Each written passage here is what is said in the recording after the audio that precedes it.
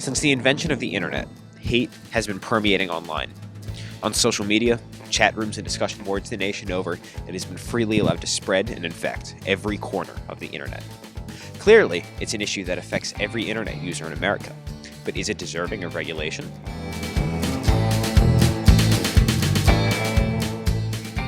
In a country with the third highest population of internet users, why hasn't the federal government been regulating hate online? The violence it can spark and the damage it causes to its victims can have permanent effects on the internet and society in general.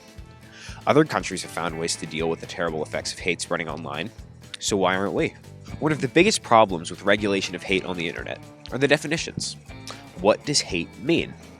Well, currently the amount of hate acceptable depends on what service you use.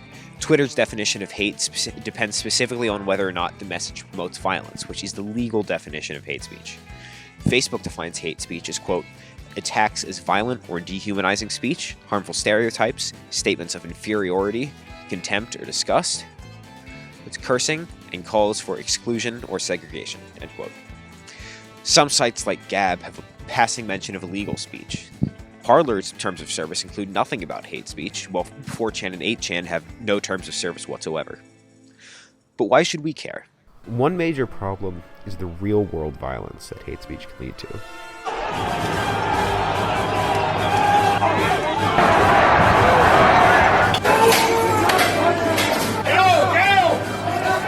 One year ago, in this exact location, insurrectionists attempted a violent coup of the United States of America.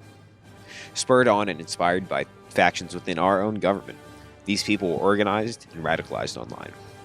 If they had perhaps been regulation of this kind of speech on social media, maybe this wouldn't have happened. An attack on our government is unthinkable, especially one by its own citizens, and without regulation, these people will continue to organize and radicalize, making it ever more likely that this will happen again. There have been studies that have shown that when they've looked at some of these, like you might hear the term lone wolf terrorists, really these people have connected online and kind of traded war stories. We saw it right here on January 6th. We saw it in Charlottesville, and we'll see it again. Another major problem is the psychological effects that hate speech can have on its victims. One of the worst things that can possibly happen is that people come to believe the things that are being said about them. So it can impact self-esteem, it can cause emotional harm.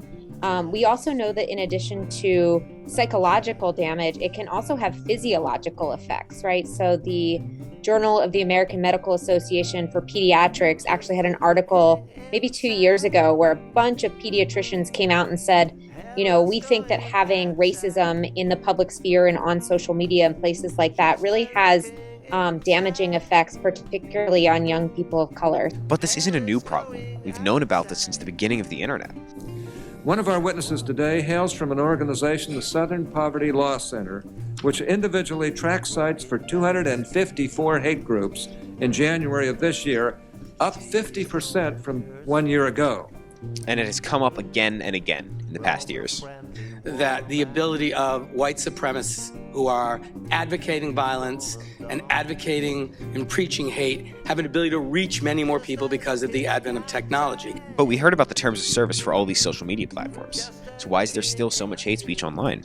Companies like Facebook will come out and say, well, gosh, you know, last quarter we removed 30 million pieces of hate speech. That really only represents about 3 to 5% of the content on platforms. It's clear that allowing hate speech to spread online is dangerous, and that companies can't be trusted to do so. So what has the government been doing? Hate speech is protected by the First Amendment, so the government isn't allowed to completely enforce regulation of hate speech. So in many ways, the government really doesn't have a hand in regulating hate speech on social media. Even with these limitations, the government would still likely be able to legally enforce bits and pieces of hate speech regulation. But because the First Amendment doesn't apply to companies, they're able to put in whatever rules they want about regulating hate speech on their platforms. So we really are in a private contract with this virtual space. A congressional staffer we spoke to who wished to remain anonymous told us that they don't believe that there's an appetite for legislation regarding the regulation of hate speech in Congress at the moment, with congressmen on the left and the right having their own reasons to oppose regulation. The federal government either can't or won't do anything, which means it's now up to us, the people. Pressure social media companies, threaten to boycott, and call your local congressman in support of hate speech regulation. Make your voice heard, because companies need to know that the people want regulation. Take hate off our internet. Going down for me, seeing Justin goes down, working just for you and me. What is going inside? Sun is looking outside. What is going inside? Sun is looking outside.